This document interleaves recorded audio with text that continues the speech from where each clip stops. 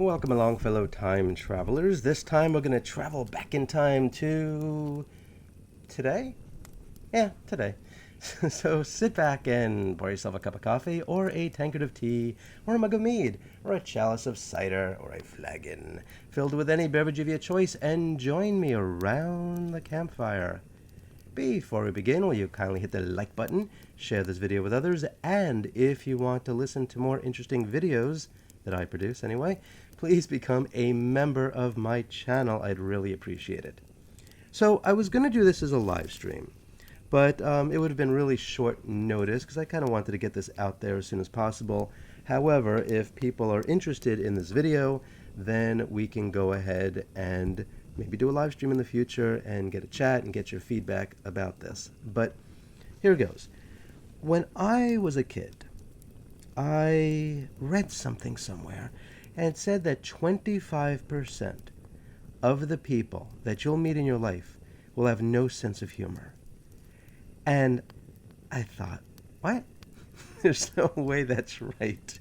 I mean, I come from a family where everybody's got this great sense of humor, right? I'm a New Yorker. I was born in Manhattan. Everybody in my family was born in Manhattan. Brothers, sisters, cousins, aunts, uncles, dogs, cats, birds, you name it. The whole family, everywhere you look, left and right, up and down, inside and out, we are all New Yorkers, and we have a New York sense of humor. Now, when you're a New Yorker, you don't know you have a New York sense of humor, just like you don't think you have an accent, do you? I make jokes about having an accent. You've heard me try to say the word draw, right? I don't say coffee, by the way. I could, if I desperately wanted to. If I was talking fast, I say coffee. Coffee? I don't know. But, there's so many different ways to say things, right? No right way, no wrong way. But, like, take our friends over in England. You ever hear the way they talk? Or those Australians, right? Australians don't sit around and say, how do we even understand each other? Oh, my God. It's so weird talking with this Australian accent. No, nobody does that. Because when you grow up a certain way, you think it's normal. If you watched my video on spatial sequence synesthesia, I never knew that wasn't normal. How the hell do you know, right? You just see time and space, and that's the way the world is. And, for other forms of synesthesia too, when I do math in my head and I see the numbers in front of me and they're colored and they're in a particular point in space at all times and I'm able to move the numbers around, it's normal.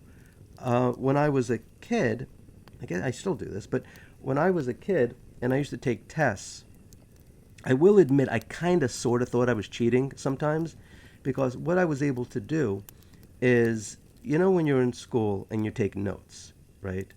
Handwritten notes. And so I would write like everybody else, every boy, every girl, I'm writing my notes. And, you doodle on the side, when the teacher's just, doing something different. And so you just kind of have this cool looking piece of paper in front of you with your notes. Well, I don't know how I did it. I never thought it was unusual. But if I was taking a test in school, right? I'm in class as a pop quiz or something. I was able to look away from the test. I would look to my side.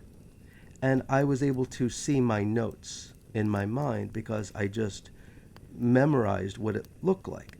Now, I never said to my friends, hey, when we took that test, did you memorize your notes? And because the answer is, yeah, of course I memorized my notes. But it's memorizing in a different way, right? Some people memorize the information, which I did too. But there were times where I'm like, oh, God, I know this answer. Oh, and you know where it is? It's on the, on the side of the sketch of the dragon or whatever. And so that's what I would do. I would just be able to see the image in my mind, and I would search through my notes. You know what I mean? I could turn the pages and I could see the page that I wanted to find, and I would look on the page to see where the information is that I needed. And I just would have that snapshot in my mind, and then it's like, okay, I got the answer. Is that cheating? I don't know. It was just my way of memorizing things, right? Everybody has different ways of memorizing things, and that was just something I did. Who the hell knows? For all I know, honestly, at this point, maybe it's perfectly normal. Maybe 100% of the people listening to me right now do that same thing. I don't know. But anyway, I saw this statistic: 25% of the people you meet in your life won't have a sense of humor. I couldn't relate to it at all. Everybody, everybody I grew up with had a sense of humor, and it's it's a self-deprecating humor, right? You guys know what that is, right? Where my dad, my mom, my aunts, my uncles, brothers, sisters, cousins, dogs, everybody, we make fun of ourselves. It sounds crazy, right? Who the hell makes fun of that themselves? But you know, if somebody's short, they'd make jokes about being short. If they were tall, they'd make jokes about being tall. Big boobs, small boobs. You get it, right? I mean, some people maybe go a little too far, some people don't go enough, who knows. But it was always perfectly normal to me. And nothing was really an insult. You know what I mean? You grow up, and when you're surrounded by people where insults are a joke, and I don't mean mean insults, I mean, you know, look at nicknames that a lot of Italians give each other, right? Like in the mob and stuff like that. Like, you know, Two Thumbs Louie, or, you know, won't get into some of the names, but you know, people sometimes have jokes that they make about themselves, and part of the reason to do that is, one, it's normal, you're used to it. The second reason also is it takes power away from other people. So, like, you take somebody like Nick Ricato, who, by all accounts, a very nice guy, sweet guy. He and I have mutual friends. He makes jokes about his nose, and I don't know, honestly, even know. Does he have a big nose? Who the hell knows? It might not even be true. I don't know. But he makes so many jokes about it that he can't be hurt by somebody making a joke about it because he's already doing it, right? And so you make jokes like that, and it keeps other people from being able to do it. We've all heard the story about why, you know, some people use the N word, right? It's like, okay, we're taking the power away from it. It's like, no, it's our word. We're embracing that word. So yeah, if you say it, go ahead. I mean, we don't mind. I never understood it, but okay, because I don't know why anybody would want to say anything hurtful to another person anyway. But so there's things like that. So when I was a kid, I read 25%. The first thing in my mind, you guys probably already know this, the first thing in my mind was not 22%, not 30%, just 25. I mean, how do they know exactly 25? But it's like, okay, yeah, it's 25%. Now this is when I was a kid, right? Which means that God knows it's a lot freaking higher now, and you know it's true. You know it's true. You see people all the time, no sense of humor, right? Don't understand sarcasm, can't take a joke, gets offended over everything, right? And it's terrible. It's terrible to see what's happened, because it's happened over just, I guess, over the course of maybe the last 20 years, because you could look at movies from the 80s and the early 90s, and you were still able to make all kinds of silly jokes, self-deprecating jokes. Look at all the John Hughes movies that I've been talking about on Friday Film Forum. You can't make movies like this. You can't joke about certain things because someone's going to flip out, freak out, take it the wrong way, and not realize even the context from which it came. And I think it's become even more difficult now when you go on things like Twitter. As many of you know, I've never liked Twitter, ever. I just discovered the other day that I have a freaking old account that I set up under @ScottCardinal.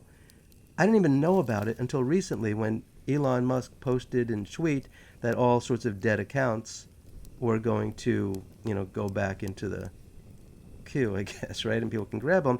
And I thought, oh, finally, I can go get that Scott Cardinal one that some jerk has and doesn't even use. And then I looked and I'm like, oh, wait a minute, I'm that jerk. That's me. I have Scott Cardinal. And it's like, I didn't even know, because I freaking realized a long time ago. I'm like, why the hell would I want to jump into this quicksand, right? This misery. You jump into it and it's hard to get out of. And so I never used it. And then when I started using it, I'm like, what is this? What is this crap? People arguing, people bitching, always a complaint. And you guys know, because I've said this a million times, my father, my whole life, would say to me, don't get stressed out. Stress is the worst thing for you. Stress will kill you. And it's true. And I know for a fact that it's true. And it's terrible. Because imagine, have you ever seen infrared images, right? and you see how the body has different temperatures inside of it. That's what stress does to you. That's what stress does. And why anybody would allow stress to enter into their mind or in their body is beyond me. And why other people would want to cause stress in other people, I don't understand either. Now, granted, things happen that we have no control over. There's external forces all the time, right? We have no control over, and we're going to take on stress. But at the same time, to perpetuate it when it's not necessary, that's a really bad thing to do. And so imagine something like Twitter, and I know a lot of people like it, so, good for you. I'm glad you like it. Enjoy.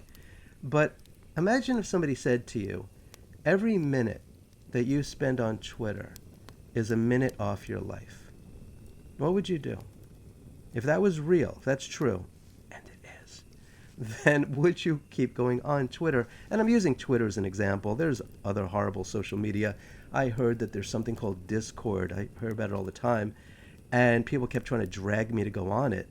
But I have a lot of friends, okay? And people tell me, don't go on there. It is a cesspool. It is dirt throwing. It's poison. You have people that try to become friends. You have people that try to make some kind of connection. You have people that try to find something in common. But in the end, people are people, and the first chance they get to turn on somebody, they're going to do it. And that's kind of sad. And I don't know how many people know this, but once the Depp trial ended, I think I may have been the first person in the world to say this, which was, and I posted this on Twitter, and a lot of people didn't understand it. It got a lot of flack. And people asked me to apologize, and I didn't. I wouldn't. But I said that a lot of these people, especially women, sadly, who hated Amber Heard, they didn't like that she was attacking this innocent guy, insulting him, belittling him, trying to turn other people against him, right? They hated that. Oh, she's horrible. I've been in a domestic abuse situation. I've been the victim of abuse. I hate her. What a terrible thing to do. I hate to say this, you guys.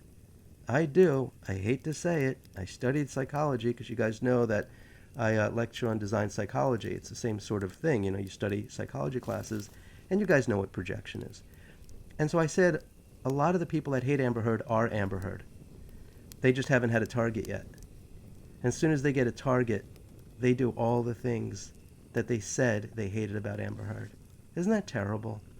Isn't that terrible that that's true? And you know it's true. The first chance somebody gets to turn on you, right? They'll do it and try to build allies and try to get other people because it makes them feel better. Did you ever see that movie, Jerry Maguire? And, he's going to quit, right? And, or he did quit. Something happened with him and his boss. And they both go into separate rooms and they pick up the phone and they start calling people, trying to, Jerry Maguire wants to be able to hold on to his clients and the other guy's calling, trying to get people also. It's like this little competition. Real childish, right? And so you think to yourself, you get into an argument with somebody, a boyfriend, a girlfriend, a husband, a wife, a friend, and instead of saying, wow, what did I do wrong? Did I mess something up? Did I do things that could have been done differently? Is there a way to fix this? No, people pick up the phone, people start chatting, they start tweeting, they start DMing, and they start grabbing allies. And it's just like, come on, really? Because it's bad enough you're causing stress in your own life. But why would you want to inflict stress on other people's lives? Why would you want to poison other people's minds? Why wouldn't you want to just leave people alone? And if they want to be friends with two different people, associate with two different people, let them. That's fine. People are grown-ups, right? It's like, Thomas Paine, right? Give me liberty or give me death, right? You think if Thomas Paine was around today, he'd be like, give me liberty or give me death, unless you make a joke about one of my friends, then I'm pissed off at you. Or unless you make a joke I don't like, then, screw you. I'm going to DM people and try to get other people against you.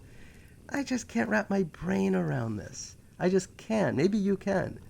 And so we've just seen this great loss of a sense of humor over time.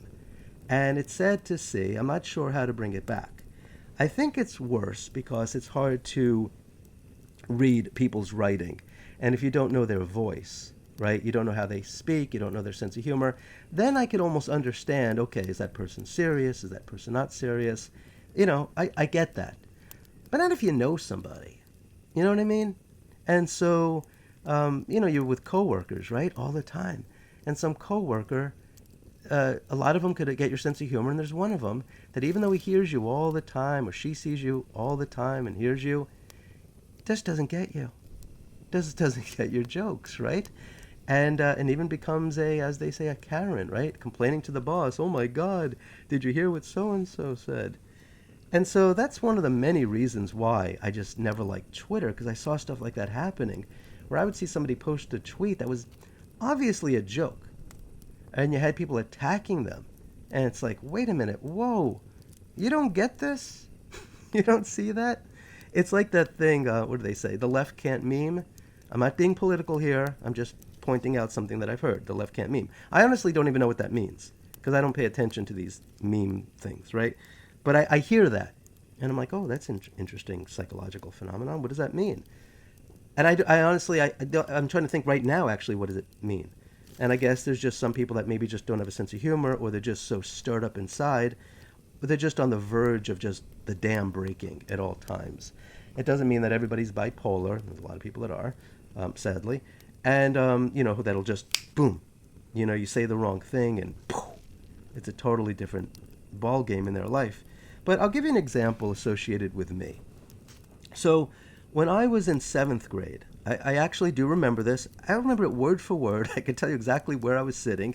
I could tell you who the teacher was. I could tell you everybody around me.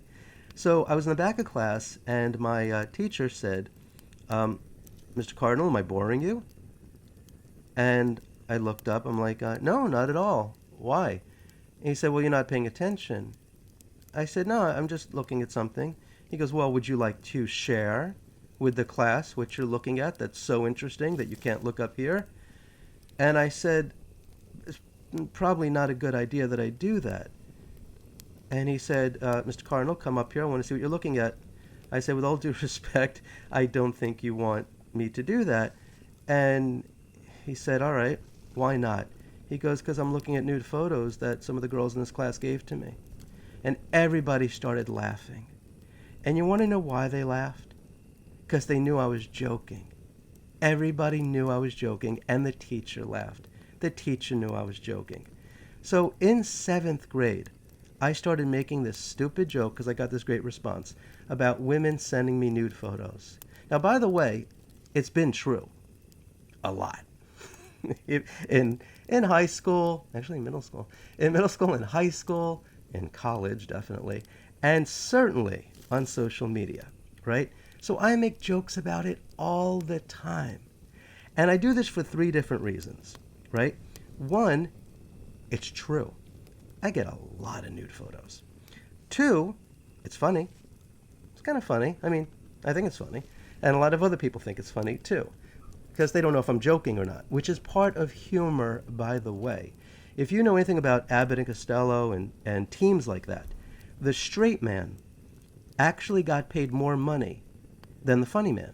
So in Abbott and Costello, over the course of their entire career, from vaudeville all the way through films, Bud Abbott, okay, got 60%.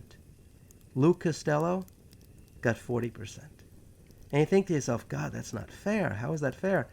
The thing is that if somebody goes up on stage and all they do is act like a clown, it gets boring really, really quick, right? How many times can you keep hearing somebody making the same joke over and over and over again, or the pratfalls, or, juggling? After a while, it's like, oh my God, move on.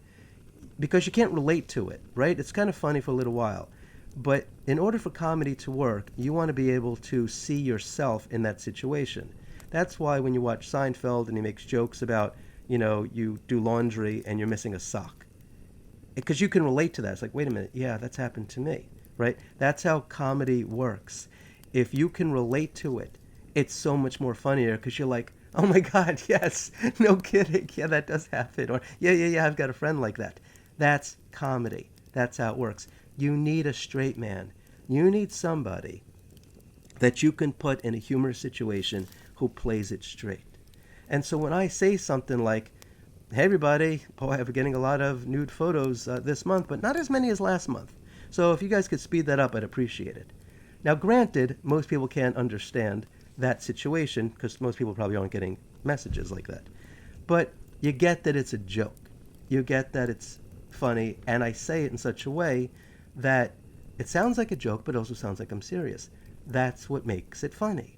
That is the formula for comedy. Unfortunately, some people don't have a sense of humor. When you see things on Twitter, maybe you don't get it, right? Now, let me talk really quick about the amount of nude photos that I get, because a lot of you probably have your minds in the gutter. A lot of you probably think that it's some bored housewife sticking her phone between her legs and taking a photograph of her vagina. It's true that I've gotten those. It's true. Swear to God, I've gotten those. However, that's not all I get, and I'm going to tell you why. I've been friends with, for a very long time, a lot of photographers. Really talented photographers.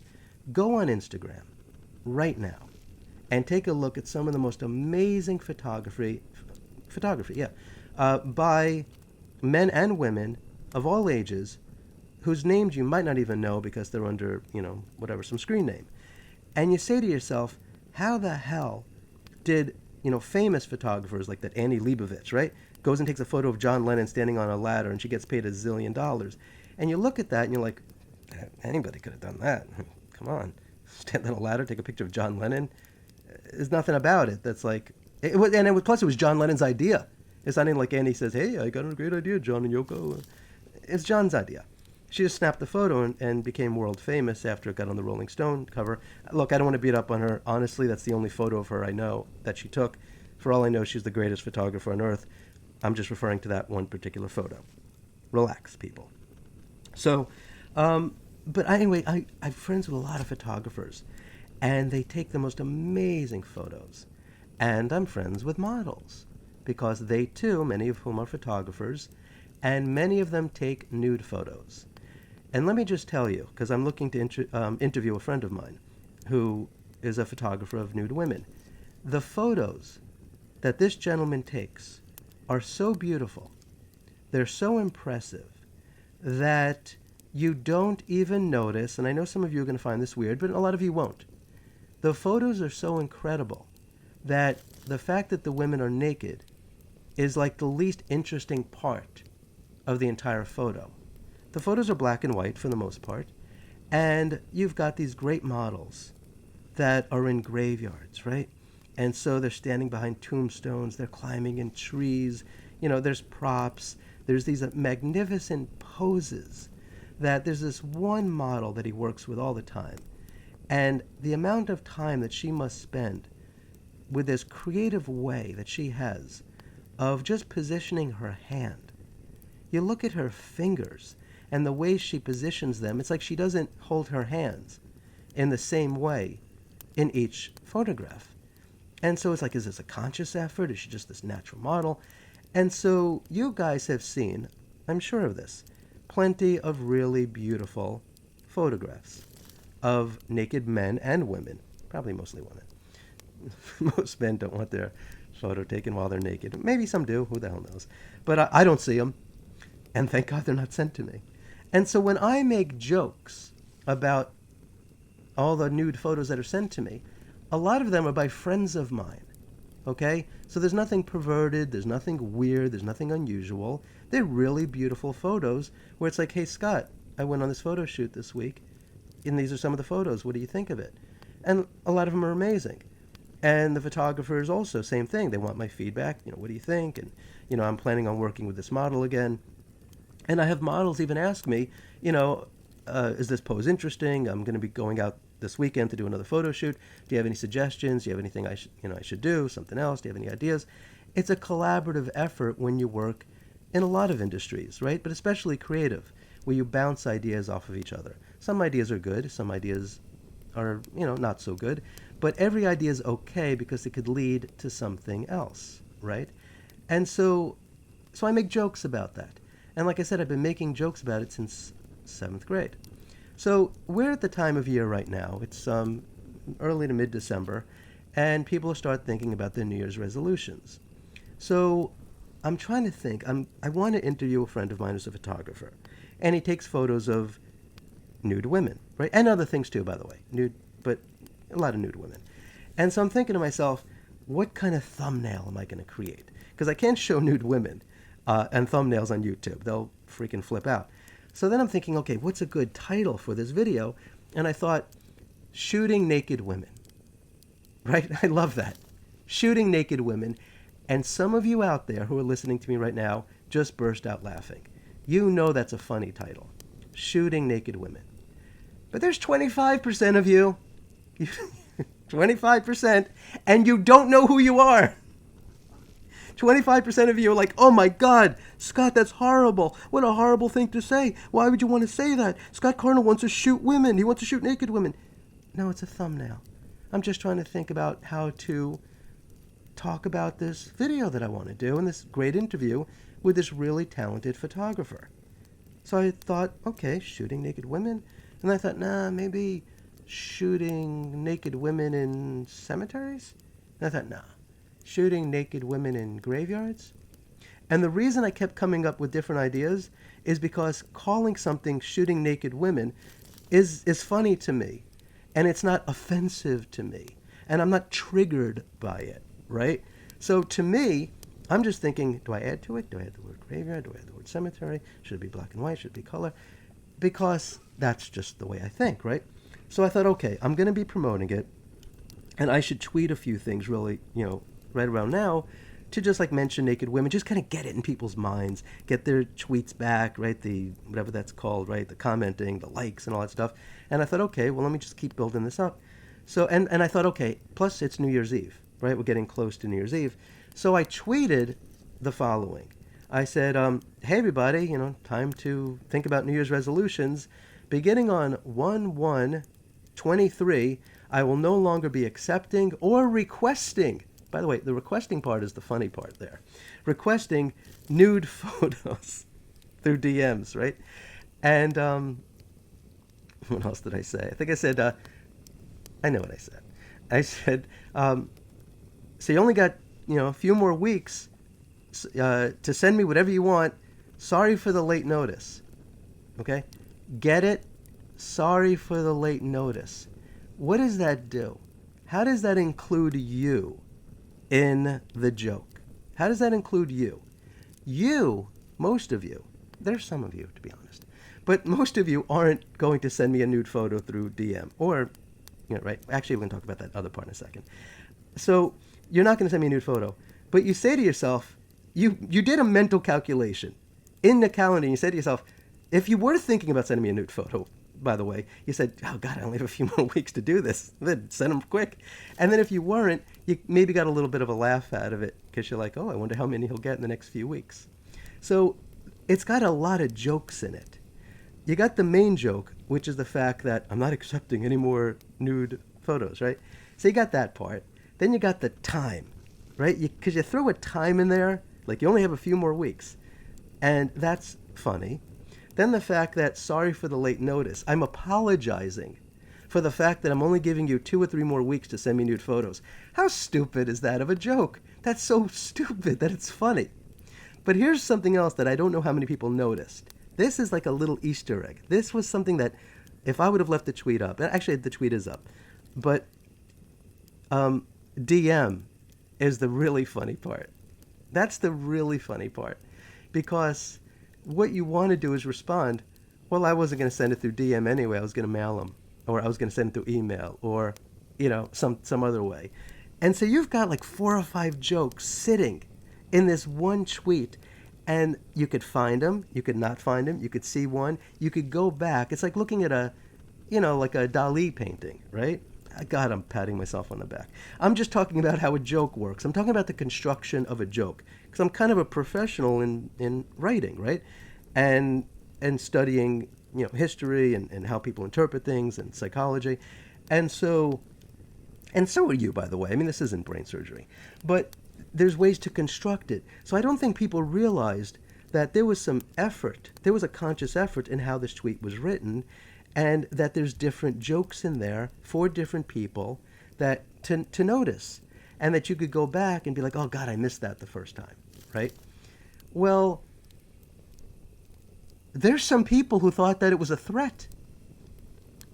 I don't see it. I don't know where it is.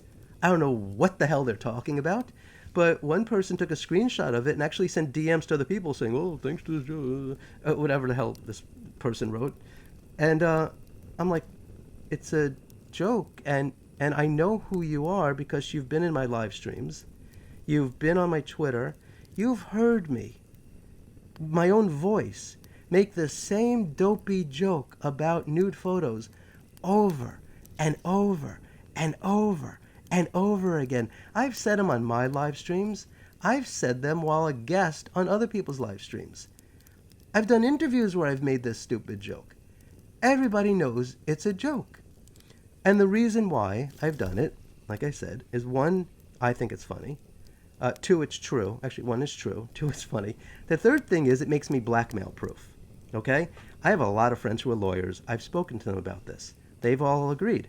It makes you blackmail proof. I've spoken to a very good friend of mine who's an ex-girlfriend from when I was 19. Oh, Scott, why is she an ex-girlfriend? She's so wonderful. She, we were teenagers, and she went to one college, and I went to another college, and then she studied abroad and lived abroad, and she was a friend before, and she's been a friend ever since, because when you care about somebody, you're happy for them. And so, yeah, I had to go to this college for this particular reason. She had to go to this college somewhere else for another reason, and then study abroad and the rest of it. And so that's how life is sometimes. Doesn't just because you have an ex-boyfriend or girlfriend or husband or wife, whatever, doesn't mean that it was some big knockout, drag out, throwing vases across the room fight. Sometimes like, oh, okay, yeah, it's too bad, but we'll stay friends. So she said to me, she goes, because I told her about these jokes I make. I said, some people get it, some people don't. She goes, keep on doing it.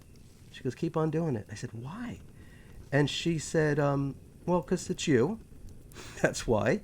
Second, you think it's funny. She said, I think it's funny, because she's an ex-girlfriend. She knows my sense of humor. A lot of people think it's funny.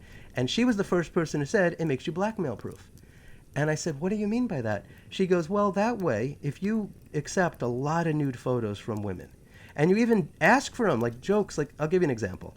So when I first sort of became popular on YouTube, I had a lot of women, no men, women saying, Scott, can I see your face? Can I see your photo? Can I see what you look like? And I'd say, I'm not difficult to find.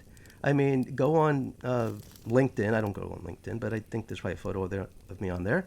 I go to film festivals around the world, around the country, and I speak in front of hundreds of people. I lecture in front of people, not as much anymore, but I used to. I have no fear of people seeing my face or talking to me or standing in front of groups of people. I don't like it before going on a stage. I feel like I'm vomiting. But a lot of people are. A lot of people have the extrovert-introvert thing, right? The world is filled with people. Look at Johnny Depp, right? This guy can go in front of a camera and he becomes something totally different than how he is when he goes off, where he's kind of quiet and on his own. John Lennon is like that. A lot of musicians are like that. A lot of artists are like that. You do what you have to do. But then, when you have your time off the stage, away from the spotlight, you go back and decompress and, and you recharge your batteries, right? And you are what you normally are, right? And so I don't care if people see what I look like. It doesn't bother me. Plenty of people know what I look like. For crying out loud, I attended one of the most famous trials in history. I'm on camera. You think I didn't know I was on camera? Court TV or whatever the hell it's called. You think I didn't know that people around the whole world saw me in the gallery? I didn't see me on the line? So I don't care. The problem is, if you're at work right now, or even if you're not at work right now, or whatever you're doing right now, would you like to have a camera 18 inches from your face for hours while you cough, while you sneeze, while you eat? It doesn't make any sense to me why anybody would want that. Now, granted, I have lots of friends that do that, and I think it's great. I think it's cool if they want to do it. It's important in many ways to do it because, you're having a conversation with people. You want to be able to judge their reaction, see if they're laughing. You want to know what time to, when to talk, when to interrupt, that kind of stuff. I get it. But the type of channel I had before I sort of got some sort of, popularity was architecture and design and gardens. And so my channel has never been about, hey, look, it's me. Hi, everybody. Look, check me out. Hey, you like my hair? That's not me. I've got a zillion photographs a zillion, that I want to share with people. These really great houses, these really great gardens, this beautiful architecture. And so if you look at my videos prior to the Johnny Depp trial, that's what I've done. That's what I've always done. There was never a thing like where I stand in the corner, in the frame, and it's like, hi everybody, Scott here, welcome to. Right? That's not what I do. And so just because I'm a guest on somebody else's channel, there's people that do it all the time. So anyway, so I just thought that was weird, right? And so I just never understood it. But people would send me DMs, and I've got them still. I could prove it. I'm not going to, because I'm not going to violate somebody's privacy who sends me a DM. I'm never going to do that. I'm never going to show any of the nude photos to anyone ever. Ever. Nobody. Well, I mean, unless it's law enforcement and there's a reason that somebody's stalking me or threatening me, and they need to see the DMs, that's a different story. But, so I would abide, obviously, by law, for law enforcement. But as far as the types of DMs I would get in the beginning, it was things like this. Scott, can I see a face? Can I see what you look like? And I'd be like, this is not what I do. And they're like, I'll send you a nude photo of me if you send me a photo of your face. And I would reply, no, but you could send the nude photo anyway. And that's a joke, people. That's a joke. That is a joke. No, I'm not going to show you my face, but yeah, send one anyway. I didn't expect people to do it. Well, maybe I did. But either way, I've got a lot of DMs like that, okay? Where it's like, okay, here you go, right? And it's funny, it's a sense of humor, it's a joke. So when I make a comment like, hey everybody, starting on 1/1/23, I'm not going to accept or request nude photos anymore. Send them while you can, send them. You only have a few weeks here. It's a joke. And when I saw that there was 2 people, as far as I know, maybe a few more, that actually looked at this joke that I've made a million times, and it was always, honestly, I don't even know if it was ever funny to them, but maybe it was, I don't know. But why would you take this one tweet and be like, oh my God, it's a threat. He's threatening people. He's going to start showing photos. I'm like, read the tweet, you fucking moron. If somebody's stupid, you can forgive them, right? But what do you say to that, right? But some people just don't get it. And, there was something else I wanted to say before, because there was another example that I had. I did a show, I don't even remember when, months ago, right? Months ago. And it was on Patty Hearst, right? Patty Hearst got abducted, and then she became part of this whole, sort of bank robbery ring. And then she got arrested, and they're like, what the hell is this? You're this rich lady, you're freaking Hearst, you're Patty Hearst for crying out loud, you're robbing banks. And, she gets a lawyer, right? And the lawyer's like, yeah, she was brainwashed and she didn't know what she was doing and, this wasn't her. And, they threatened her family, they threatened her friends. We don't know really what happened, but it was horrible. And I think she was a teenager at the time, right? I don't remember exactly. Wasn't she like 19 or something? Right? She was in college. So that we had a guest on the show who's also a New Yorker. And he's got a bunch of kids, boys and girls, right? Brothers and sisters, the whole thing. And he and I both grew up in New York, right? We both grew up with Jews. We grew up with Italians, right? We grew up with some pretty, tough people, but also people with a sense of humor, right? And even if you're in a dangerous situation, sometimes you just make a joke to release stress, right? You make jokes just to kind of, because you have so much anxiety, you almost have to make a joke in order to relieve the stress. It's kind of like, God, this is a bad example, but sometimes if somebody has a bad loss, right? They've lost somebody they love, either through a breakup or through death or something. You go to a funeral. I have a consistent reputation of being able to make somebody laugh in the worst situations, right? To lighten up the mood. It's just something I've always done. It's not something so special about me. You've probably known people like this. You probably are one of these people. And it's because I grew up with people like that, where people just kind of make jokes in the most awkward situations, right? I also grew up with 2 grandparents who you would ask them a question or their response to something, and I talked to my friend about this from New York, I think even during that live stream, where in New York, for example, right, the type of culture that we grew up with, you could have a grandmother that will say something like, you could say something and their answer would be like, eh. That's it. Eh. And the way they say eh, and the way they move their shoulder, and the way they move their head, right? And the duration of the right? It could be or right? It could be different durations. It is a whole sentence. It is a whole paragraph. Everybody who knows those ladies, knew those ladies, right?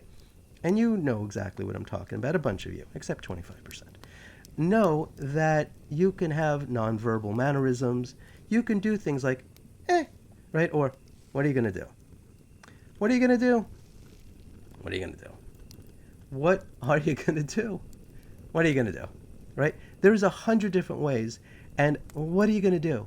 Just that one sentence says everything, right? Now, I'm used to New Yorkers, so I'm used to people saying, or, and yes, I did just say saying, because that's saying something, right? And so that's how that works. Or what are you going to do? You don't need to be like, I'm assuming, and nothing personal against people that live in Kansas, I'm just grabbing that as an example, where it's got to be like, well, my thoughts on the matter are, right? And a whole paragraph. People like me don't talk like that. We stop talking mid-sentence, we go in another direction. It's perfectly normal. And so sometimes when it sounds like people think that you're talking about one thing, but then you deviate to something else, maybe a lot of people can't follow it, right? And so we were talking about Patty Hearst, and I think we may have mentioned maybe 1, 2, 3 other people, or just in general, other people that have gotten abducted and stuff like that. And then I think I latched on to this idea that I think that they said something like, well, her parents were being threatened, or, threaten your parents if you try to escape. And I said to our guest, I said, look, we're New Yorkers, right? You know, we've got kids that are New Yorkers. We've got friends and family. We've known people that are New Yorkers. If somebody would have said to me, okay, now this is the word me. I'm referring to me. Me. I'm not referring to you. I'm not referring to your neighbor. I'm not referring to somebody down the block. I'm not talking about your dry cleaner. I'm talking about me. Me. I said, if I would have been abducted as a teenager, and the abductor would have said, if you try to escape, we're going to kill your parents. My.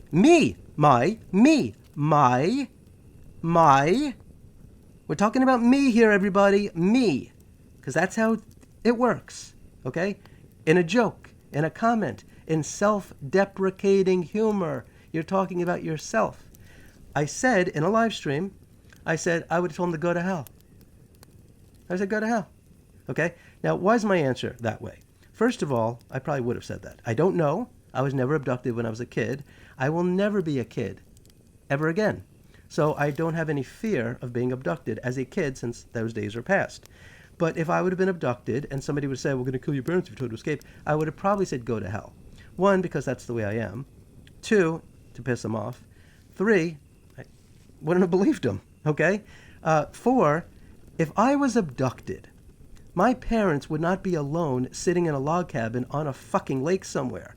They would have been surrounded by police and guards and cousins and uncles, and believe me, you don't want to mess with my cousins and uncles, okay? They would have been surrounded for the amount of time that I would have been gone, right? And so the idea that somebody could say to me, if you try to escape, we're going to kill your parents, go to hell. If I get an opportunity to escape, I'm fucking escaping. My parents will be fine. And honestly, and this is self-deprecating humor, by the way, and if my parents die while I escaped, oh well, you know, I had to escape. What am I supposed to do? Stay abducted and rob banks for the rest of my life or whatever the hell? Because I'm worried about somebody. Come on. They're so stupid. So there were 3 or 4 people in the chat that flipped out. Scott's blaming the victim. Scott's blaming the victim. Oh my God. Scott, you better apologize. How dare you say that? Like, what? What?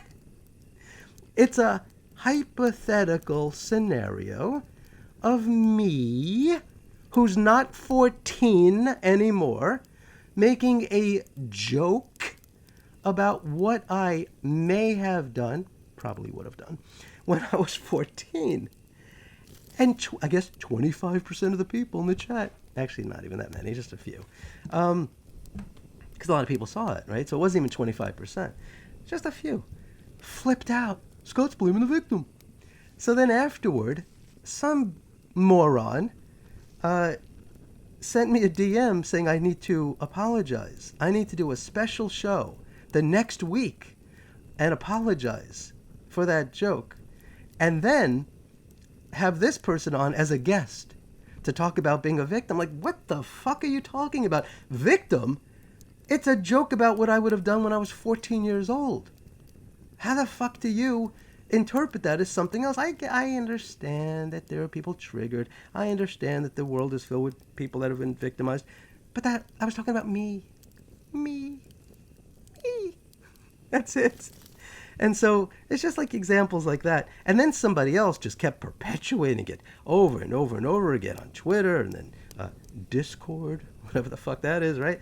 And I'm like, oh my God. It's like, what are you supposed to do? I'm talking about you right now, are you supposed to go through life pre-editing yourself? Are you supposed to go through life walking on eggshells? Are you supposed to never make a joke? Are you supposed to be careful of everything you say for the rest of your life in fear that some stranger who you've never met, who you might not ever meet, probably won't ever meet, don't even know their fucking name because they use a screen name on whatever, Twitter, Discord, whatever is going on, right? Whatever people are on, right? Except for Facebook, right? Because Facebook, it's like, hey, this is me. Right? I think that's how it works on Facebook, right? But I left Facebook. I left Facebook because of the lack of the sense of humor that just sort of sank down over the course of a handful of years. You know what I'm talking about. Everybody listening to me knows what I'm talking about.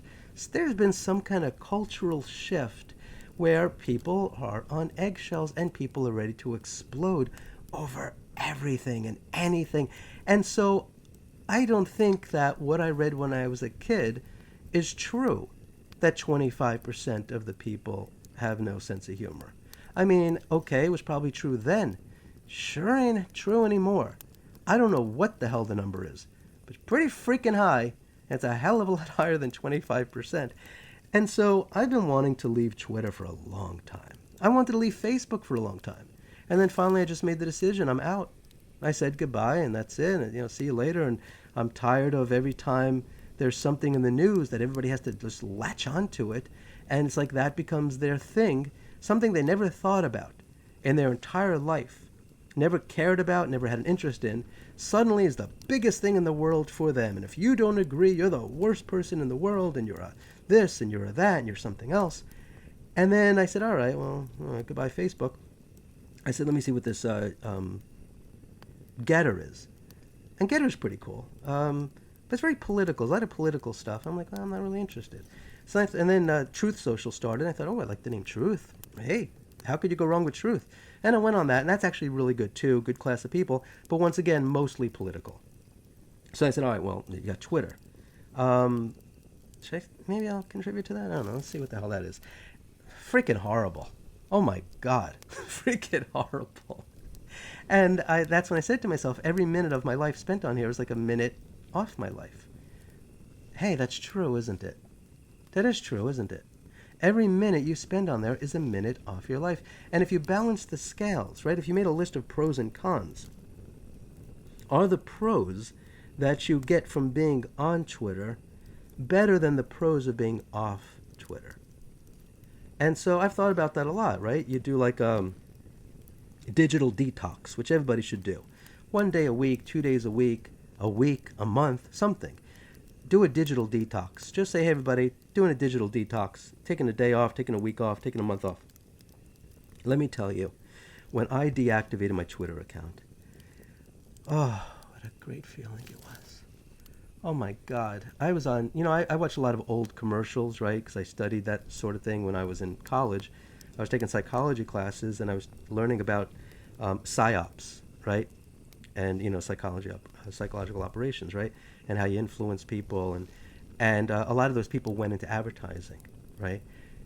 Because you got imagery, you got words, you got all these different things you want to get people to buy the product, and there were these great commercials for York peppermint patty, right? I don't know when they were, 70s, 80s, but it was like, when I eat a York peppermint patty, I get the cool sensation of skiing down the slopes of Aspen and woo, right?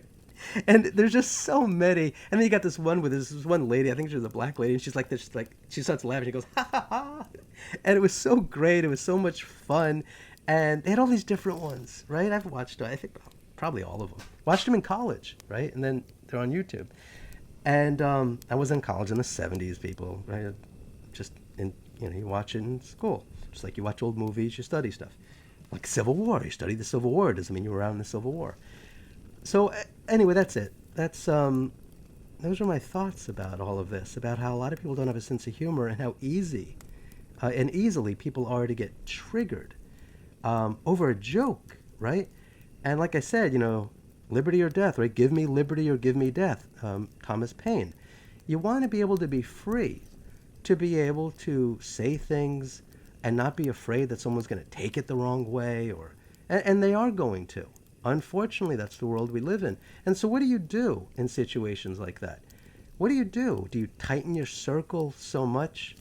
A couple of friends asked me yesterday about why celebrities are such cold-hearted assholes, right? You see like Alec Baldwin, right? You see people like that. And people ask me, because I've interacted with a lot of celebrities, a lot of rich and famous people. And I said, well, there's two things that I've learned about celebrities, that I've met anyway. One is they're either completely fucking nuts, or two, they're cold as ice.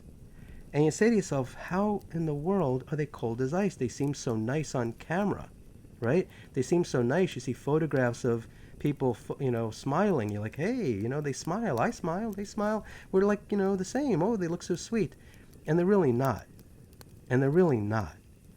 And the reason why is they may have been at one point. But then you get screwed. You get screwed, right? Look at Johnny Depp. Get screwed, right? He's slamming cabinets because, my God, this poor guy, he got robbed, right? I don't remember the amount, hundreds of millions, but even if it was millions, even if it was $1,000, who the hell wants to be swindled out of $1,000? Who wants to be swindled out of $10, right? Who wants that? Nobody wants that. And so in the situation with celebrities, you have all these people that think they like you, or think they love you, or think that you have something in common with them, and you get a ton of all kinds of crazy fan mail. And it's like, okay, in the beginning you're like, oh wow, this person really thinks I'm great, they said all sorts of nice things about me. But after a while, the letters, it's like My Dinner with Andre, right? You know that movie, My Dinner with Andre? And it just gets weirder and weirder and weirder and weirder. But imagine you get screwed by your accountants, you get screwed by your lawyers, you got people around you that are in it for their own reasons, right? And people die. Elvis, nobody would stand up to him because they all worked for him, and they didn't want to lose their jobs, so no one said anything. Elvis put down the peanut butter and bacon sandwich. Come on, look at you. Take care of yourself. They would have been fired. Nobody wants to say something to Michael Jackson. Nobody wanted to say anything to Prince. Nobody wants to say to a lot of people, especially celebrities, who die from drug overdoses, right, for some kind of abuse, right? Alcoholic abuse, right? Some substance abuse. Nobody wants to stand up to them. And so that's who they surround themselves with. And then if they make jokes, everybody's going to laugh, but are they really funny? Because they're going to laugh anyway, right? So who the hell wants that? And then you have people like me, like Johnny Depp, like John Lennon, like a million other people, probably every celebrity, who really was nice to people, right? You try to help people. You give them a chance, you give them ideas, you build them up, you say kind things. And then at the drop of a dime, they turn on you, right? We see this. You've seen this, right? Think about when you've broken up, right? Boyfriends, girlfriends, husbands, wives. You've had people cheat on you, right? Some of you. And you're like, wait a minute, who is this person? Because yesterday I thought they were somebody else, and now it's this. And why is my ex-husband, why is my ex-wife, why is my ex-boyfriend, why is my ex-girlfriend, why are they behaving like this? Where did this person come from? Is it like, were they always that person? What the hell is this? And so you have circumstances like Johnny Depp, the amount of money this poor guy went through. He thought that Amber Heard's, you know what I mean. He thought that her friends were his friends, and that they cared about him. They cared about being the penthouses, right? They cared about the money. They cared about the perks. And so when you're somebody like Johnny Depp, I'm just using him as an example. I mean, obviously, he's not the only one. But after a while, you stop being kind to people.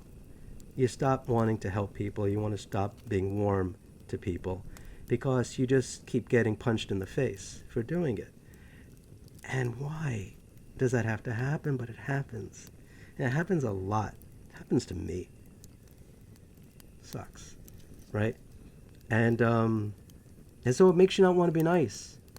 It kind of makes you cold. And so when you hear about celebrities behaving a certain way, you kind of have to put yourself in their shoes. You have to try to kind of understand what the hell's really going on here that maybe I can relate to in some ways. Sure, you're never going to be rich and famous like Johnny Depp. You're never going to be unbelievably attractive, like him. Well, maybe some of you are. But the fact of the matter is, I think the lack of a sense of humor has really been a pretty bad thing. And I think the way people react to things has been really, really freaking awful. And so people have asked me, why the hell did you deactivate Twitter? I think I've been talking for a while now. I think you have an understanding why. I just don't want to be in that kind of environment. I know there's good stuff. I know there's news. I have lots of friends on there. There's a chance I might reactivate my account and make it private someday to be able to communicate with friends through DMs. But I just don't want to purposely put myself in a situation that's stressful, and I don't know why anybody else would either. I just don't. And maybe it'll change, with Elon Musk in charge, but it's not going to change people's personalities, is it? I mean, people's personalities are still the same. You're always going to have that number of people who have no sense of humor and are going to flip out on you and flip out on me. And so my attitude in life is, in many ways, out of sight, out of mind, right? So I'm done thinking about Twitter. I don't think about people that cause me stress. I don't think about people that cause me anxiety. They can think about me all they want. People can scream and yell on Discord, on Twitter, about anything. And it's like that thing they say, if a tree fell in the woods, would you even hear it? Well, if somebody's talking about you, I'm talking about you now, not me, but me too, and you don't know about it, who the fuck cares? Talk all you want. Let me say a few more things, right? And then we'll close this up, because I don't mean to depress anybody. But let's talk about my wonderful predictions that come true. Because I said this also on Twitter, and man, this freaked people out. But this wasn't supposed to be a joke, even though it was kind of a joke. When in early June, you had a ton of people hating on Amber Heard, right? Now remember, the trial is over. It's over. That's how the world works. The trial is over, and it's like, great, you either got the verdict you wanted or you didn't. This was a time for people to rejoice, right? Hey, Johnny Depp won, we won, great, what's the next battle, right? And of course, for some people, the next battle was, okay, let's, I don't even know what the fuck the next battle was. Actually, you know what I thought the next battle was? Trying to find men that were abused. People that, like women out there who go on Twitter, go on Discord, go on Facebook, and insult and belittle men, right? And maybe harm them in some way, physically, mentally, emotionally, right? Because people saw this and they're like, God damn it, what kind of person does that to some guy who they once liked? I mean, like Amber Heard, and her friends, they used to like the guy, and now all of a sudden he's the worst human in the world. Who the hell wants to be one of those women? And so I said this earlier, there's a lot of women who are on that bandwagon right now of hating Amber Heard, but they are Amber Heard. They are her. They just don't have a target yet. They needed a target. And so there was all this hateful stuff where they went on for a long time where they didn't like that Johnny Depp they were trying to cancel him, right? Oh, he shouldn't have movies, he shouldn't have this, he shouldn't have that. And then Amber loses, and she lost millions of freaking dollars, right? Millions. And people were like, no, she shouldn't have a career anymore. Now she shouldn't have this. She shouldn't have that. She should hide. She should apologize. She should have this. She should have that. And I'm like, what the fuck do you care? What the fuck do you care what she does or doesn't do with her life? She went to court. There was the trial. It's over. And it's between Johnny Depp and her now, or their lawyers, to do what's next. And I said, in about 6 weeks, I don't know exactly when, but in about 6 weeks, there's going to be somebody else to hate. I don't know who. I don't know who. I don't know who it's going to be, but it's going to happen. And it's going to probably be purposely designed, maybe, I'm thinking it, maybe by somebody who works for Amber Heard, maybe, who knows. But it'll be orchestrated in such a way to draw the heat off of Amber Heard. Draw the heat off of her. And 6 weeks later, I think to the day, probably not, but let me say that anyway, Bowsy appeared. Now, I don't know anything about the guy. I'm not involved in that story, don't have a clue about it. I know a few of my friends are involved, and I guess on the legal side, but I don't know anything about it. It's not something I've paid attention to. But isn't it interesting how I predicted that, and it came true? And then look what happened. And I'm correct, aren't you? Know that, right? You know I'm correct. Because all that hatred of Amber, it still stayed. I mean, people still hated. But all of a sudden, all that energy, all that hate went to somebody that nobody ever heard of before. And then all of a sudden, it's this, right? And it's like, okay, there's the person to hate. And then I saw that. I'm like, all right, that's going to last for a while. And then there's going to be somebody else. And then there's going to be somebody else. And then there's going to be somebody else. And there'll be somebody else. You just don't know it yet. And some of you, not all of you, some of you are going to be on that bandwagon. Who's the next person to hate? Who's the next person to assault? Who's the next person to belittle? Where's the next place that we take our negative energy and direct it? Just tell us where. Tell us, friend. Who? The person that we know their name on Twitter. Maybe we've heard their voice on Discord. Maybe we talked to them. Tell us where to go. Tell us who we should hate. Tell us where we should focus our eyes. Let's just focus our laser beams. Who should it be? Some of you listening to me are going to be on that bandwagon. It's a sad thing, right? It's a sad thing, but you've seen it. You've seen it happen. You saw it before Johnny Depp. You'll see it after Johnny Depp. It just keeps on happening. It's like the way of the world. And so when you're somebody like me, and you guys know I study mythic storytelling, and I see life through a mythic storytelling filter. Always. I always see it like that. I always have. Who's the hero? What's their quest? Who's the enemy? Who are the allies? Who are the enemies? Who are the shapeshifters? Right? You've met shapeshifters in your life, haven't you? Somebody who made believe they were a friend, made believe they supported you, made believe they cared about you. And then suddenly, all of a sudden, there's a turn of the corner, right? And then they start to try to build allies, right? And then they end up becoming an enemy, right? I mean, I could use the Wizard of Oz as an example all day long. I usually do. And so most people might be, I mean, I can't tell people how to think, but start thinking about mythic storytelling. Start thinking about life that way. And you'll look around you and you'll say, I wonder if I have any shapeshifters around me. I wonder if these people are really what they appear to be. I wonder. Or I wonder if they're in it for themselves. What is this? And a lot of celebrities, let me tell you, see this because it's happened to them, right? Because they think like storytelling, like Johnny Depp. He sees life as a story.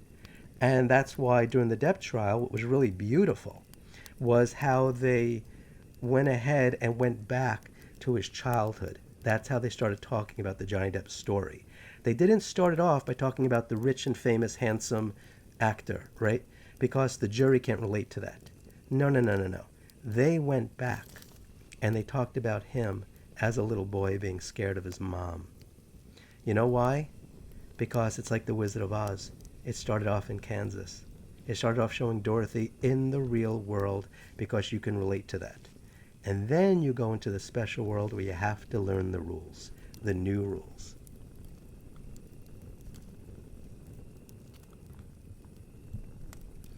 And so that's pretty much it. And as I've said plenty of times before, just kind of look at your life if you can in the big picture. And try not to get caught up in whatever's going on at the moment, whatever drama is being going on. Don't allow yourself to be dragged into things that a day before, a week earlier, you never would have been dragged into previously. Don't let other people drag you into quicksand. Surround yourself with people who are genuinely sincere and happy. Because let me ask ladies a question here. Has anybody here ever dated a man? And how you met that man is he was cheating on his wife or he was cheating on his girlfriend. Do you think it's a good idea to date or marry somebody who you met because they were cheating on their wife or girlfriend? What if you're the second or third wife or fourth wife? Who knows? And go ahead and do it, I guess, right? Why not? You fell in love, fine. And you think he loves you. How soon until he cheats on you? And if and when he does, are you surprised by it? When you meet somebody in your life who starts talking bad about somebody else and belittling somebody and insulting somebody and trying to rah-rah you up, right? Like, oh, there's the bad person, right? How soon until they turn on you? Right? You think, no, it's never going to happen. He's my friend. She's my friend. No, no, no, no, no. We're tight. It's only those people that we're against, right? Guess what? Sooner or later, the firing line changes. And you are the one being fired at. Just happens. Just happens. And you know it's true. You know it's true. And so, in life, try to find people who have a sense of humor. Oh my God, there is plenty of us out there. Trust me. There's no shortage. Well, wait, okay, forget it. There is a shortage. Find the people with a sense of humor. Find the people that with a real sense of humor, not the, hey, hi, how are you? Good to see you. How you been? Hey, have a drink, walk around, meet some friends. Oh, you... phony. Phony, phony, phony. Most people aren't like that, right? Life ebbs and flows. You can't meet somebody who's constantly positive and happy. If you meet somebody like that, they're fucking nuts. Just telling you, they're fucking nuts. And so, but anyway, so that's the story. Try to find people with a sense of humor. Try to find people that have your sense of humor. And try to smile and try to laugh.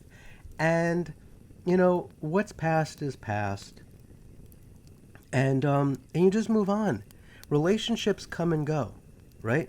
Throughout your entire life, you're going to meet people, and the relationship could be a minute, it could be a week, it could be a year, it could be 10 years, but over the course of time, people come and go. You just need to accept it, not get upset about it, not freak out about it, and not make that person the worst human being you've ever heard of in your entire life. And when you see somebody and they're trying to recruit you into their little mix of, hey, that's the person to hate, be wary of that.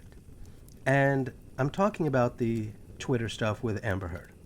That, do you really want to be friends with a type of person who's screaming, burn her, kill her, she needs to die, she needs to apologize, she needs to do this, she needs to do that? Do you really want to know people that have so much anger in them? Do you really want to know somebody who has so much hatred in them? Do you really want to meet somebody and be friends with somebody who, even though they build you up and they tell you they're your friend, do you really want that? You know? Or you're better off saying, you know what? Let me take a step back here, and maybe that's not the best person to come into my life. Because it's, after the trial ended, I was a guest on a friend's show, and I came up with an idea that I thought was a good one. And the reason I thought it was a good one wasn't so much for Amber Heard, but I thought it would be very good for all the people who hated her. And here was my idea.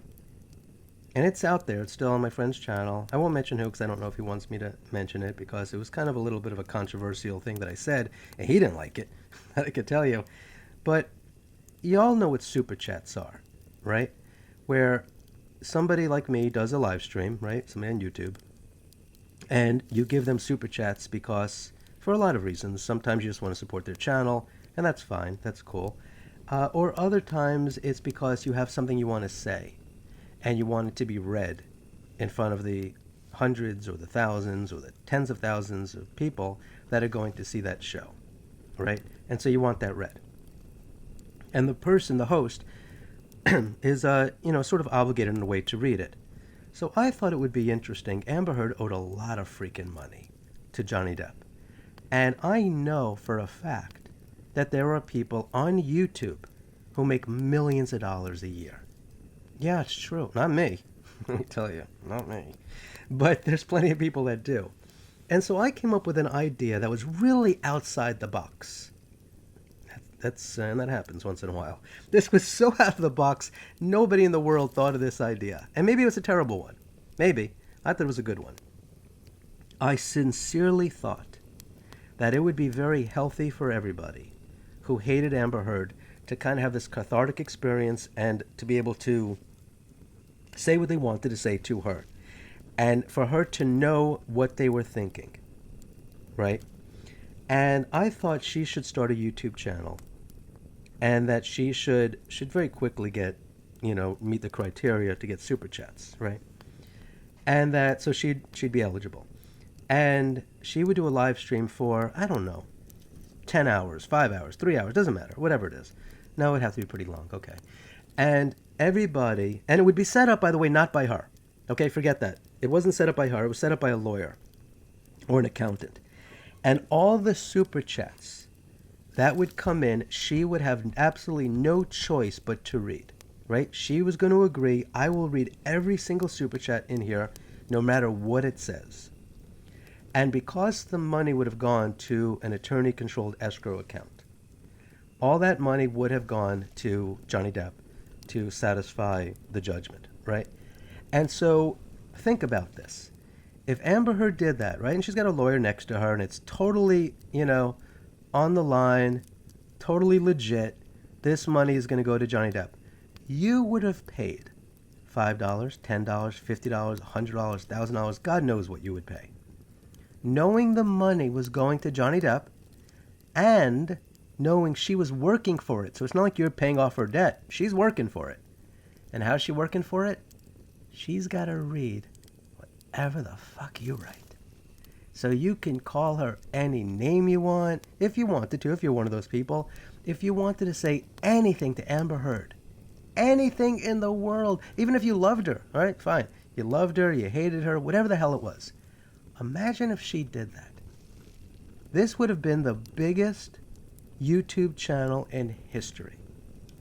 In history. It would have made more money in super chats and in advertising than any other YouTube channel in history. I don't even have a doubt about this. And neither do you. How much would you pay? Would you pay $20 to be able to have your words read by Amber Heard saying whatever the hell you think of her?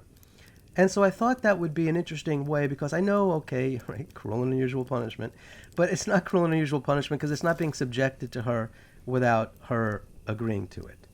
And I thought it was a cool idea. I thought it was a different idea. I thought it was an unusual idea. I thought it was a healthy idea.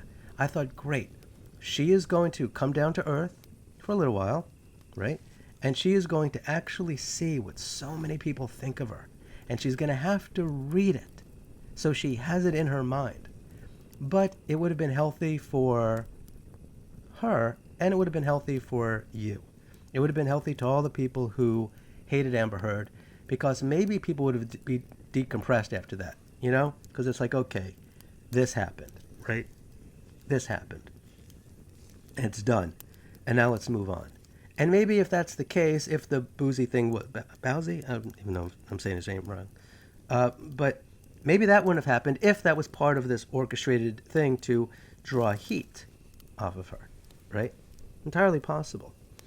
The other thing I think I'll say really quick is that politicians and the media love it when you get upset over dumb shit, over hating people that you don't know, and it keeps you from worrying about real problems in life, right? I'm not going to give any names here, but I've got friends who are in really bad situations, a lot of very severe medical issues, really, really bad, right? And some have been dealing with a loss, horrible loss, right? You know what I mean. And there's so many real problems in life that people have, really serious stuff. And the idea that people go on Twitter and Discord,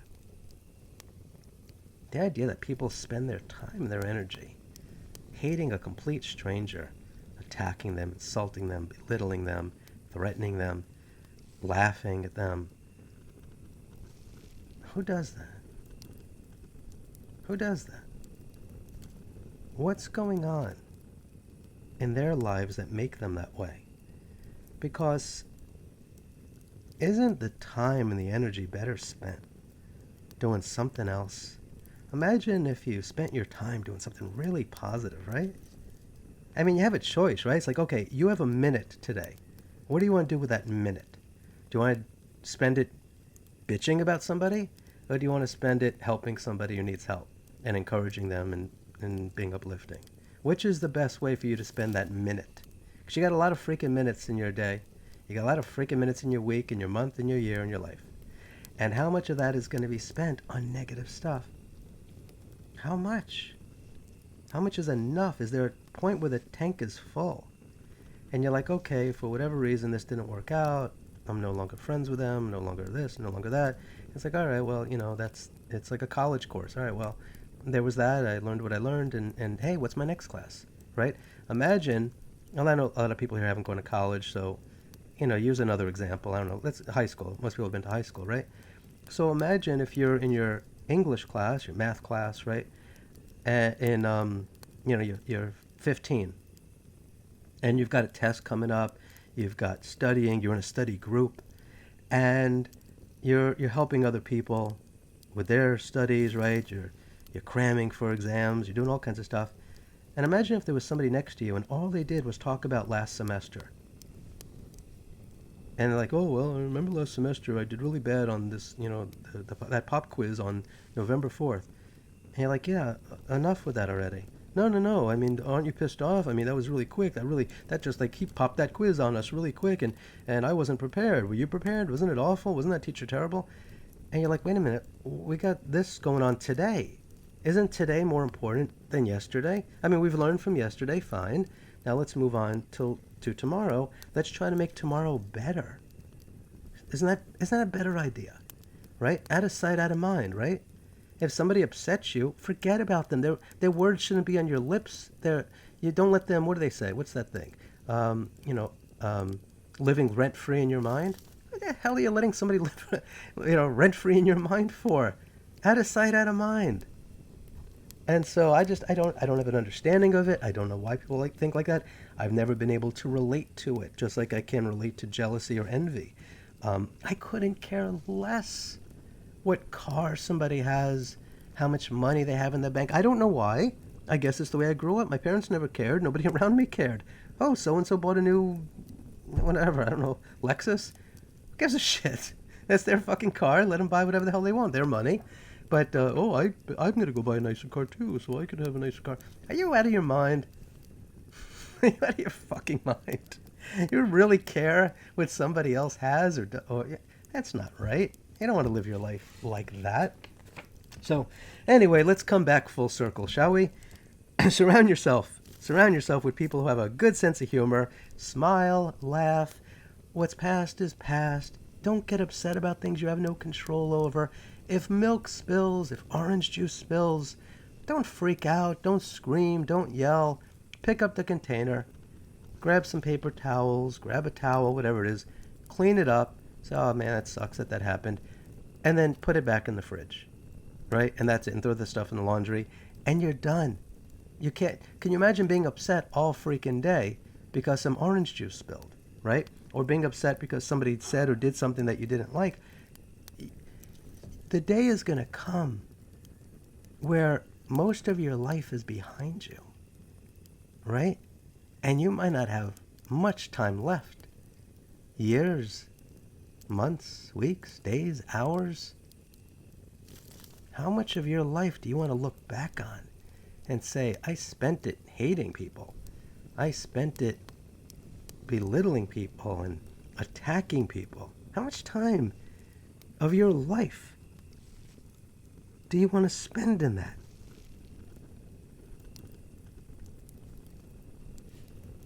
Maybe a lot. I don't know. Maybe a lot. I don't. And I don't know people. I don't understand people who don't. I don't.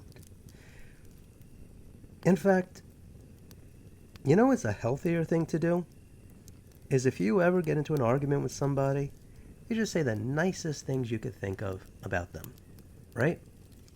You have an ex-boyfriend or girlfriend, you could find something that you liked about them. I can tell you right now, I've said this before also, another thing people with no sense of fucking humor didn't get, is that Johnny Depp has fond memories of Amber Heard. You don't want to believe that. You don't. I know you don't. But for all the people that hate her 100%, Johnny Depp doesn't hate her 100%. He doesn't. Just like you can look back at ex-boyfriends and girlfriends and husbands and wives, and you know that there were times where you went to the movies, you watched a movie, they made you laugh, they did this, they did that, they got you a gift, they made you smile. Nobody has a relationship where it's non-stop misery. Even if it ends badly, even if it ends horribly, it doesn't mean that you don't have a single fond memory. So I thought it was weird on Twitter, right, and YouTube, where it's like, Amber Heard the bitch, Amber Heard the witch. It's like, he doesn't even feel that way. You hate her more than he does, right? He had sex with her. He kissed her. He made out with her. I know some of you are vomiting right now. I'm perfectly aware some of you are vomiting. He did. He loved her. You heard that he loved her. He said it.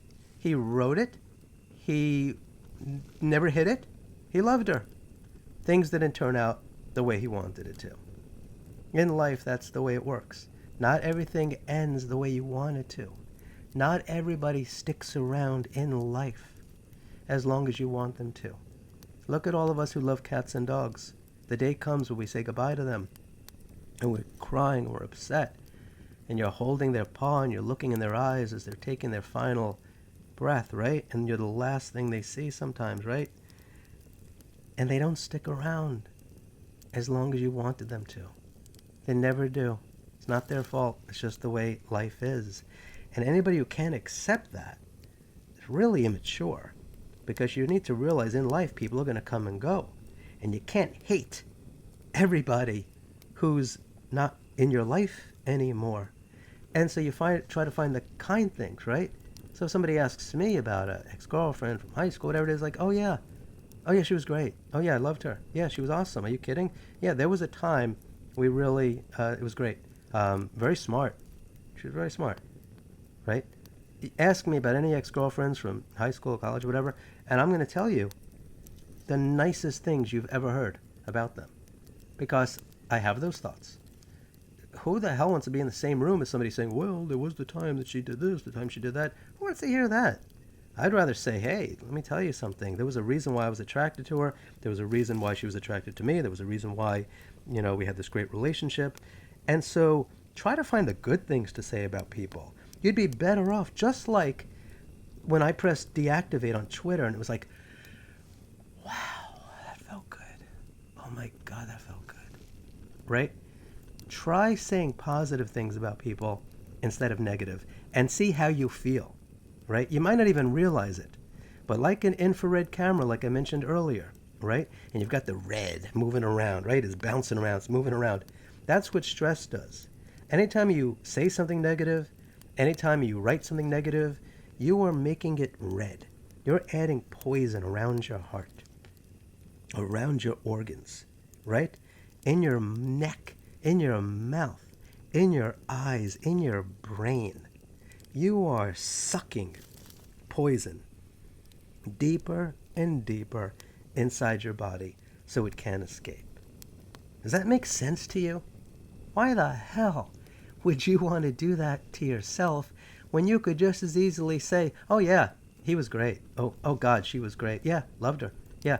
Well, how about the way it ended? Well, then it ended, whatever. But hey, let me tell you, there was a time I really liked this person.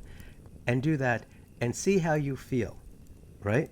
Might kind of feel kind of icky at first, right? Because you have so much venom in you that you don't even know how to, get rid of the venom, right? And so it's so deep inside you. It's so seeped into your pores, so seeped inside of you that you don't think you'll ever get out. It's part of your blood, right? That's what hatred does to people. That's your blood. That's what keeps you going. That's what gets your heart racing. You don't want to be one of those people. You don't want to know somebody like that. Trust me when I tell you, you do not want to know somebody who's like that, right? Okay, something happens and a person needs to vent. I get it. Fine, you want to vent. I get it. If somebody suffers some major loss, like I said earlier, right? Something horrible happens. Yes, you got to be a friend. You got to listen. But then you have to say to yourself, what's really going on here? What's really happening here? Is there something I don't know? Is there another story here that maybe I don't know? Because, I'll never know. So, these are the types of things to think about in your life. So, most people you meet will have no sense of humor. You might not have a sense of humor. And if you don't, please let me know in the comments below and share the hate that's in your heart. All right, anyway, if you have any thoughts about the subject matter, please put those in the comments below and share what's on your mind. Hopefully you're a good person. Hopefully you're a kind person. Hopefully you have sweet things to say about people that you no longer associate with. That's fine. It's okay. It's all right to say nice things about people, even if things didn't end well. It's fine. You can do it. It's easy and it's healthier. Do it for you. Do it for you. Because stress breaks you down. Laughter doesn't. Laughter is healthy. Laughter will help you live longer. Smiling and laughter is the best thing you could ever do. Best thing you could ever do. Find something positive to smile about. Find something positive to laugh about. And try to have that impact on other people. If you can make other people smile, if you could make other people laugh, oh my God. Priceless. Absolutely priceless. Anybody can bitch. Anybody can be negative. Anybody can be on the attack. Right? Let's attack that person. Let's attack, attack, attack. Anybody can do that. Easiest freaking thing in the world. Easiest. Building somebody up, now there's a challenge. Saying nice things and making somebody smile, not always the easiest thing in the world. Let me tell you something. Like I told you before about people that have been in bad situations, funerals, all kinds of horrible loss, and I've somehow, some way figured out a way to make them smile just for a moment even, or a laugh. They needed it. They needed it. And so I'm glad that I was able to do it. Hopefully you're the type of person that can do it too. If you enjoyed this video, please do me a favor, share it, kindly give it a thumbs up, and subscribe to my channel. You could even become a member if you would like. That would be much appreciated. It's like the cheapest one's like 99 cents a month. So if you think even this conversation was worth 99 cents to you, $12 a year, you could support my channel. I'd love it. And there's other tiers also if you think it's of value to you. Do yourself a favor. Go to a local shelter. Adopt a cat or a dog or some other furry friend. You'll be so glad that you did. You'll be saving a life. And nothing makes you smile and laugh more than having a cat or a dog. And if you save the life of one of them, they're going to look at you forever like, oh my God, you saved my life. Be one of those people. Be one of those. So there we go, everybody. That's my, I didn't expect it to be this long. I have no notes in front of me. I'm just kind of talking to myself here, but I seem to be doing that quite a bit lately. Videos like this. No notes, no research, just start talking. And so that's what I've been doing. And that's that. So until next time, I sincerely, I really do. I sincerely wish you safe travels on all your journeys.